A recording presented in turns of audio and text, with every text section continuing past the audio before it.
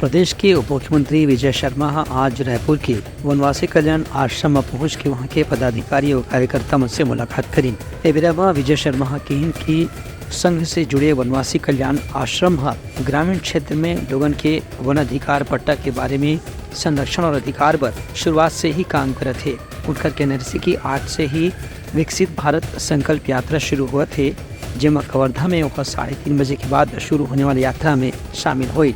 उप मुख्यमंत्री विजय शर्मा कहन की केंद्रीय योजना के अब हर व्यक्ति ला लाभ मिलना चाहिए। एक हर बार राज्य सरकार लगातार प्रयास करी। खास तौर से प्रधानमंत्री आवास योजना में 18 लाख हितग्राही मंडला जल्द से जल्द मकान उपलब्ध कराए पर कैबिनेट के पहली ही बैठक में मंजूरी दे गई है।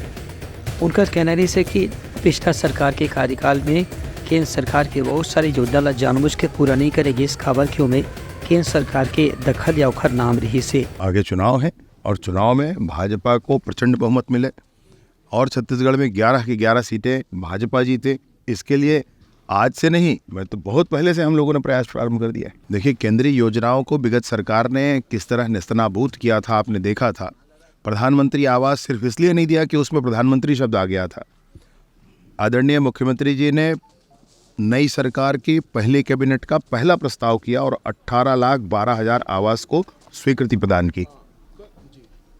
और ये केंद्रीय योजनाएं हैं और इसके अतिरिक्त अन्य केंद्रीय योजनाओं का जो बंदरमाट यहाँ पर किया गया था, आपको ध्यान होगा जल जीवन मिशन के लिए किस तरीके से टेंडर्स में बंदरमाट हुए थे, उस पर भी अभी बात की जा रही है। सब कुछ इतना फैल चुका है, इतनी दूरी तक बात आगे बढ़ चुकी है, समेटना भी मुश्किल होता है। उनका कहना है कि लोकसभा चुनाव पर राज्य सरकार लगातार हर कार्यकर्ता और पदाधिकारी साथ मिलकर भारतीय जनता पार्टी ला जीत दिलाए पर काम करत है। एक असर यही होना चाहिए कि 11 में से 11 सीट में भाजपा ला जीत हासिल हुए। Bureau report, Telangana news.